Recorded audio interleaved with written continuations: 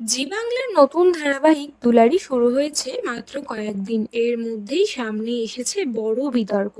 লক্ষ লক্ষ টাকার বকেয়ার অভিযোগ তুলে টেকনিশিয়ানদের একাংশ হুঁশিয়ারি দিয়েছেন, রবিবারের মধ্যে টাকা না পেলে সোমবার থেকে আর শুটিংয়ে যাবেন না। তাহলে কি সত্যিই বন্ধ হয়ে যাবে দুলারির শুটিং, নাকি পুরো অভিযোগই ভিত্তিহীন? চলুন জেনে নেওয়া যাক। গত 29শে জুন থেকে জি বাংলায় শুরু হয়েছে নতুন মেগা দুলারি। পারিবারিক গল্প নিয়ে তৈরি এই ধারাবাহিক দর্শকদের নজর কাড়তে শুরু করেছে, কিন্তু পর্দার পিছনে তৈরি হয়েছে নতুন বিতর্ক।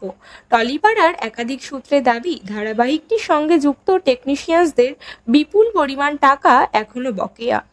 এই বিষয়ে 15ই জুলাই ফেডারেশনের অন্তর্গত 18টি গিল্ডের প্রতিনিধিদের বৈঠক হয়। সেখানে আলোচনা হয়, নির্দিষ্ট সময়ের মধ্যে সব বকেয়া মিটিয়ে না দিলে সোমবার থেকে টেকনিশিয়ানরা আর সেটে কাজ করতে যাবেন না। যদিও এই সিদ্ধান্ত নিয়ে এখনো কোনো আনুষ্ঠানিক ঘোষণা করা হয়নি।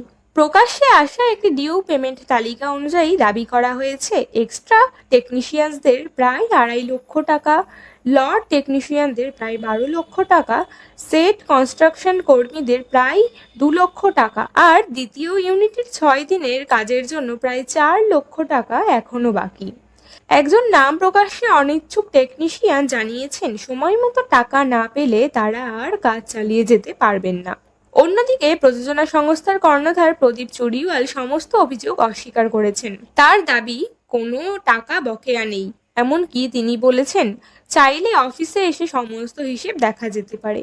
কারো পাওনা থাকলে তিনি সরাসরি যোগাযোগ করার আবেদনও জানিয়েছেন। অর্থাৎ একদিকে টেকনিশিয়ানদের অভিযোগ, অন্যদিকে প্রযোজনা সংস্থার সম্পূর্ণ ভিন্ন দাবি। এখন দেখার বিষয়, আগামী কয়েকদিনের মধ্যে এই সমস্যার সমাধান হয় কিনা। কারণ সত্যিই যদি টেকনিশিয়ানরা কাজ বন্ধ করেন, তাহলে তার প্রভাব পড়তে পারে দুলারির শুটিং এবং সম্প্রচারের উপর। তবে মনে রাখবেন, এই মুহূর্তে বিষয়টি অভিযোগ ও পাল্টা অভিযোগের পর্যায়ে রয়েছে। কোনো পক্ষের দাবি এখনো স্বাধীনভাবে নিশ্চিত হয়নি। এই ঘটনায় আপনার কি মত, কমেন্টে অবশ্যই জানান। আর টলিউডের সব খবর সবার আগে পেতে আমাদের চ্যানেলটিকে ফলো করুন। আর এই ভিডিওটি ভালো লাগলে অবশ্যই লাইক করুন, শেয়ার করুন, আর আমাদের চ্যানেলটিকে সাবস্ক্রাইব করতে ভুলবেন না।